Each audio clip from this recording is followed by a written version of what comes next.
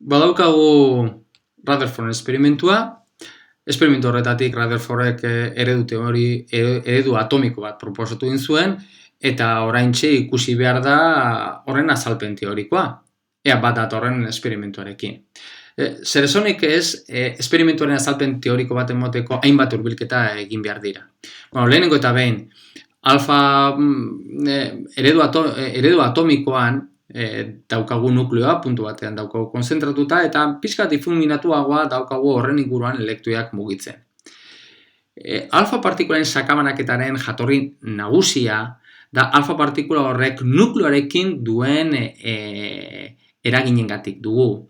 Hori buruan kontutan izan da, egingo duguna izango da, alfa partikula eta atomoan dagoen elektroiarekin duen sakabanaketa arbuiatu egingo dugu eta bakarrik kontutan hartuko dugu alfa partikula eta atomoen arteko sakabanaketa aztertzerakoan alfa partikula eta atomoaren nukleoen arteko sakabanaketa aztertuko egin dugu, eta hori da Rutherfordek egin zuena. Hori dela eta orduan gure problema, bi gorputzen problema bihurtzen da. Alde batetik daukagu hementxe alfa partikula, datorrena, onantza, U0 biedero batekin datorrena, eta gero hementxe daukagu, urrezko atomoaren nukleoa daukagu, bere zenbaki atomikoa Z2 izan da. Gero bestaldetik, kontsideratuko dugu, urrezko atomoa alfa partikula baina askoz ere pisutsuagoa izanik, kontuan izan, urrezkoaren pisu atomikoa, lehenengo eta behin zenbaki atomikoa, urrearen zenbaki atomikoa dala 79 eta bere pisu atomikoa ia 200 dala, 197koa dala, beraz alfa partikularea baina askoz era handiagoa, alfa partikularen pisu atomikoa 4koa dugu eta zenbaki atomikoa 2koa dugu, beraz neurri handi batean nahiko justifikatuta dago kontsideratzea urrearen nukleoa geldirik mantenduko dela. Beraz, bakarrik aldatuko dana eta mugituko dana izango da alfa partikula. Hori nolabait, pixka bat gauzak bere azterpena ere, pixka bat ere aztertzen du. Beraz, hemen jatorrian jarriko dugu urre atomoaren nukleoa, eta alfa partikulak egiten duen ibilbidea hemen irudi honetan lerro urdinarekin daukagu irudikatuta. Hau izango litzateke, hiperbola bat izango denukeen. Beraz, hasteko hementxe daukagu dator alfa partikulak, hori da alfa partikulen hasierako ezaugarriak eta nukleoarekin duen sakabanaketa dalata, orduan halako ibilbide bat egiten du. Lehenengo eta behin, sakabanaketa honetan edo talka honetan, izatez ezagutzen dugu zein den bi partikulaen arteko indarra, da indar kulonbiarra, sakabanaketa honetan badaude bi magnitude kontserbatzen direnak. Lehenengo eta behin, sistema energia, baina hau, geldirik mantentzen denez, orduan bakarrik alfa partikularen energia kontserbatzen da. Hasieran duen energia da energia zinetikoa, bat biren mv0 karratu, eta azkenean izango duen energia baita energia zinetikoa izango dugu, orduan azkenean izango duen energia, bat biren mv0 prima karratu dugunez, orduan amaieran duen abiaduraren modulua eta hasieran duen moduluak, abiaduraren moduluak berdinak dira. Hori dela eta orduan, amaieran duen V0-ren edo alfa partikularen abiaduraren modulua hasierakoaren berdina dugu. Zer esanik ez, bere norabidea aldatuko da. Sakabanaketaren ondorioz aldatzen da, baina modulua ez da aldatzen. Hori alde batetik. Bestaldetik, kontserbatzen den beste magnitudea, momentu angelbarra dugu. Momentu angelbarren kontserbazioa aztertu baino lehen, hementxe agertzen diren, irudionetan agertzen diren beste osagaiak aztertuko ditugu. Adibidez, hementxe agertzen den distantzia hori B parametroa da talka parametroa. Irudionetan, hementxe, hau izango litzateke partikula zuzen jarraitu ezkero, desbideratu gabe jarraitu ezkero, alfa partikulak nuklearekiko izango lukeen distantzia minimoa izango litzateke. Talkaren ondorioz, sakabanaketaren ondorioz, honek ere, norabide honek ere definitzen du, beste talka parametro bat definitzen du. Printzipioz, B' bezala adierazten duguna. Momentu angelbarra kontserbatzen denez, oso partikula oso urrun egonik, orduan, bere momentu angelbarra era honetan adieraz dezakegu alfa partikularen masa, bider V0 abiadura, bider B talka parametroa. Eta gero, sakabana eta gero oso urrun dagoenean, eskubian oso urrun dagoenean, bere momentu angeluara M alfa bider V0 hasierakoren berdina dana, lehen esan dugun bezala, bider B' talka parametro diferentea da, amaieran duen talka parametro izango litzatekena. Guzti hauek simplifikatzen direnez, orduan talka parametro bai hasieran eta amaieran duen talka parametroak berdinak dira. Orduan, prima usekenduko dugu talka parametroak berdina dugulako. Beste magnitude interesantea dana, hementxe dagoena da, sakabanaketan ondorioz, V0 norabideak markatzen duen desbideraketa angelua dugu. Eta desbideraketa angelua da nukleotik V0 norabideak sakabana eta gero markatzen duen, definitzen duen angelua izango genuken. Kasu honetan, tita bezala adieraziko dugu. Interesantea da, horatzean nola tita desbideraketa angelua B-erekin, talka parametroekin lotuta dagoela. Oda, B hori zenbait eta txikiago izan, orduan alfa partikula gero eta gehiago hurbilduko da nuklearekiko, orduan haien arteko elkarrekintza handiagoa izango denez, orduan sakabanaketa angelua handiagoa izango da. Zenbait eta B txikiago izan, beraz, tita angelua, desbideraketa angelua handiagoa izango dugu. Orduan, badago bi hauen arteko halako lotura bat, eta izatez lotura hori bata bestearen alderantzizkoa dugu. Zenbait eta bata txikiago izan, bestea handiagoa dugulako. Eta bi partikulen arteko talka edo sakabanak eta hori aztertzeko oso erabilgarria dugu ibilbidea osagai edo koordenatu polarretan adieraztea. Eta koordenatu polarretan adierazteko erabiltzen ditugun aldagaiak dira R eta phi angelua. Oda partikula hementxe egonik R hau izango dugu eta phi angelua definituko dugu hementxe norabide edo norantza honekiko definituko dugu, beraz hemetik ardatz honekiko R vektoreak definitzen duen angelua izango dugu. Beraz, hauek dira bi partikulen arteko talka honetan agertzen diren elemento nagusiak, eta horiek kontutan hartuta, egingo duguna izango da, 19. mendean ja oso ezaguna zen bi partikulen arteko sakabanaketak, eta esperimentu hau saltzeko Rutherford berak egin zuena zen zuzenean hartu emaitza horiek eta zuzenean aplikatu hementxe daukagun problema hau aztertzeko.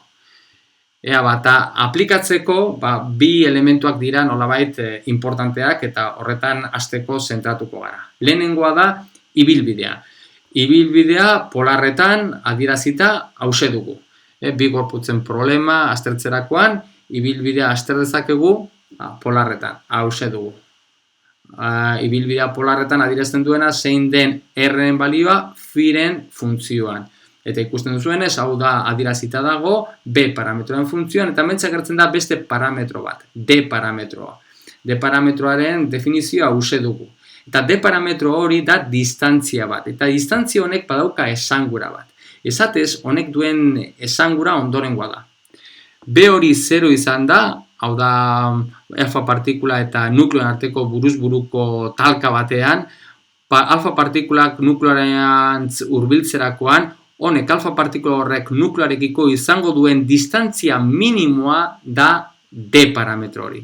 Beraz, buruz-buruko talka batean, alfa partikula eta nukleoen arteko distantzia minimoa D parametro hause dugu.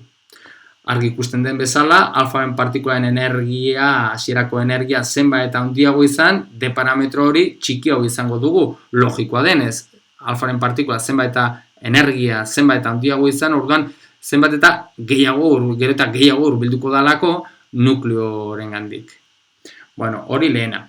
Gero beste elementu bat, ibilbidean dagoen beste osagai interesantea da, ibilbide honek duen, beraz, alfa partikulak nuklearekiko duen distantzia minimoa. Eta distantzia minimoa alfa partikulak hementxe dagoenean izango dugu. Hau izango litzateke distantzia minimoa. Eta distantzia minimo kalkulatzea oso erraza da, beraz izango da justu da hiperbole honen simetria ardatz batean izango genuken. Beraz, horretarako egin beharko duguna da hementxe dagoen adierazpen honetan, ordezkatu, phi hause, ordezkatu, angelua, distantzia minimo kalkulatzeko angelua hause da guzti honen erdia. Eta guzti hau da pi kentita izango dugu. Beraz, pi kentita zati birekin ordezkatzen badugu, hemen txagertzen den fi hori, hortik atera dezakegu R minimoa. Eta R minimoa badauka adierazpen diferente batzuk, eta horietako bat ondorengoa da B biderko sinu tita biren, zati bat ken sinu tita biren. Beraz, hau izan daiteke R minimoaren adierazpen bat. Segun eta nola egiten den ordezkapena bat edo beste bat lortu egin daiteke. Hori alde batetik. Gero bestadetik beste gauza interesante bat, lehen esan dugun bezala, hemen txagertzen den talka parametroa eta desbiderak eta anguloen artean badago lotura bat. Bata bestearekin dago lotuta. Bat zehaztu ezkero bestea ere zehaztuta dagoelako. Eta hemen dagoen ibilbidea erabildezakegu zuzenean bi hauen arteko lotura adierazteko. Nola egiten dugu hori? Oso simplea dugu. T infinitoan bagaude, orduan R hori infinito izango dugu, oso urrun izango dugu, eta phi angelua izango dugu guzti hausi izango genukeen, bada, pi kentita. Beraz, egingo duguna izango da, ibilbide honetan ordezkatuko dugu R infinitoarekin eta phi pi kentitarekin. Bueno, hori egiten badugu, ordezkapen hori egiten badugu, hemen txagertzen den ibilbide honetan, orduan oso erraza da ikustea, agertzen den adierazpena hause dala. Kotangente tita zati bi dala berdin bi b zati D. Beraz, honek, adierazpen honek, markatzen du zuzenean B talka parametroa eta desbiderak eta angeloen arteko zuzeneko erlazioa, bien arteko lotura. Eta hau interesantea izango dugu. Bien arteko lotura hori azpimarragarria dugu gero egingo dugunerako. Bueno, hause guzti hause, alako hasierako azterpen hause kontutan izan da, orduan zer da guk nahi duguna. Guk nahi duguna da, eta esperimentuan egiten dana da, aztertu nahi dugu zenbat partikula, zenbat alfa partikula sakabanatzen dira tita eta tita gehi diferentzial titen desbiderak eta angeluen tarte hauetan. Hori da aztertu nahi duguna. Eta izatez, desbideratzen diren, sakabanatzen diren partikulen kopurua, esango dugu dala n tita bider diferentzial tita. Eta guk nahi duguna da n titaren adierazpen bat lortzea, da teorikoki lortzea, da guk nahi duguna, gero esperimentuekin konparatzeko. Baina zuzenean egitea pixka bat zaila da. Orduan beste ikuspuntu batekin aztertuko dugu. Lehen esan dugunez, tita eta B talka parametro elkar lotuta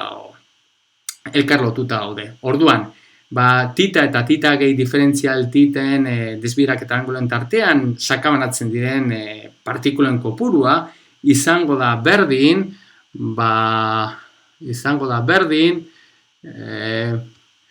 B talka parametroa eta B gehi diferentzial B talka parametroekin sartzen diren alfa partikulen kopurua. Bai? Hori da egingo. Horrek ze esan edu? Horretarako, adibidez, hementxe hause dugu, gure urrezko lagina, urrezko lagin honek, adibidez, badaukalako S azalera bat dauka, badauka bere lodiera bat, T lodiera bat, hori da gure urrezko lagina, eta urrezko lagin honen gainean, I alfa partikulak etortzen dira. I da, urrezko laginaren gainean jotzen duten alfa partikulen kopurua. Eta partikula hauek nahiko sakabanatuta daude, behintzat jotzen dute, ea uniforme batean jotzen dute, hemen txagertzen den azalera guzti honen zehar. Bueno, horretarako aztertuko dugu, lehenengo zentatuko gara, hartuko dugu lagin horretan dagoen urrezko nukleo bat, hause duguna, eta kalkulatuko dugu, nukleo hau izan da, zeintzuk diren zenbat alfa partikula jotzen dute lagin honetan, nukleo honetatik B talka parametroa eta B gehi diferentzial B talka parametroekin. Horrek esan nahi du, hemen urdinean dagoen azalera honetan, honen gainean, jotzen duten alfen partikulak kalkulatu nahi dugula. Eta horrek esan nahi du, nola kalkulatu dezakegu hori? Bueno, horretarako, lehenengo eta behin, kalkulatu beharko dugu, zein den dauzkagun jotzen duten alfa partikulen azale unitateko dentsitatea. I bada jotzen duten alfa partikulen kopurua, alfa partikulen azale unitateko dentsitatea izango da I zati lagin honek duen azalera osoa. S-rekin adierazten duguna. Hori lehenengoa, beraz, hauze dugu alfa partikulen azala unitateko dentsitatea. Eta hori biderkatu egin behar dugu, hementxe daukagun koro honek duen azalerarekin. Beraz, I zati S, hau da alfa partikulen azala unitateko dentsitatea, bider koro honek duen azalera, da BP bider B, bider diferentzial B izango dugu. Beraz, hauz izango alfa partikulen kopurua B talka parametro eta B gehi diferentzial B talka parametroekin jotzen dutenak. Baina hori da kontxiatuz bakarrik hartu dugu nukleo hau izan da. Baina hainbat nukleo ditugu, beraz gauza bera egin behar dugu daukagun nukleo guztiekin. Beraz, egin behar duguna da biderkatu egin behar dugu hementxe daukagun adierazpena lagin honek duen nukleoen kopuruarekin. Horretarako kontutan hartuko dugu N bezala, N-rekin adieraziko dugu lagin honek duen, urrezko lagin honek duen volumen unitateko urre nukleo kopurua dela. Beraz, N hori bada eta laginaren volumena S bider T badugu, lagin honek duen urre nukleo kopurua izango da N bider T bider S. Hori alde batetik. Eta gero bestadetik, hementxe daukagun kantitatea, zer esanik ez, positiboa dana, eta kontutan izan da, lehen aipatu dugun, tita eta beren arteko alderantzizko lotura, oda diferentzial tita, positibo izan da, diferentzial B, negatibo izango dalako, zen eta bata handiagotzen badugu, bestea txikitzen zaigulako, orduan biak berdintza lortzeko, bien arteko berdintza hori lortzeko, orduan adierazpen honi minus bat jarriko diogu. Beraz, hau da daukagun adierazpena, hau errazagoa duguna honekin lan egiteko eta horren adierazpena lortzeko, lehenengo eta behin azalerak simplifikatzen zaizkigu, eta orain, zer esanik ez, gure helburua da N-titaren adierazpena lortzea. Beraz, egingo duguna izango da, hau gehiago landuko dugu eta hementxe agertzen denen B talka parametroa eta diferentzial beren ordez, jarriko dugu hauei dagozkien titaren funtzioen adierazpenak.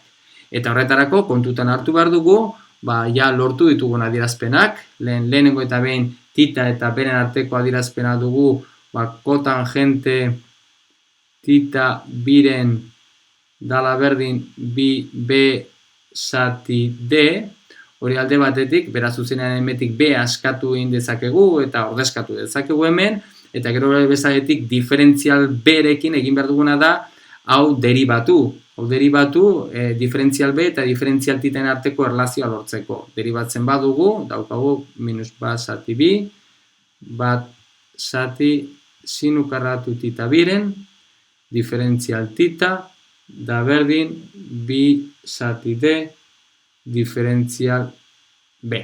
Horan ja badaukagu, hemen gauza bera, hemen diferentzial B, jardezakegu diferentzial titaren funtzioan, eta ja zuzenean ordezkatzen bai ditugu bai B, bai diferentzial B, titaren funtzioan, zuzenean ja daukagu N titaren adierazpena. Hori da guk izatez nahi genuena. Eta geratzen zaigun N titaren adierazpena ondorengoa dugu. N tita da berdin dekarratu, zati sortzi, I, N, T, pi, sinu tita, zati, sinu berlau, tita biren. Non hementxe agertzen den D hori, kontuan izan, ja aurretik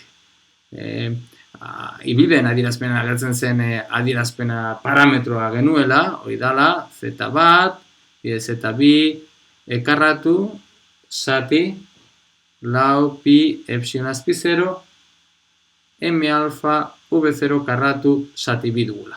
Beraz, ja lortu dugu, zein den tita angeluarekin desbideratzen diren alfa partikulen kopurua, den adierazpen teorikoa, kontutan izan da Rutherford proposaturiko atomoaren eredua, eta orain ja prest gaude konparatzeko adierazpen teorikoa datuetan adierazpen edo emaitza esperimentalekin. Ea konfirmatzen duten eredua edo ez.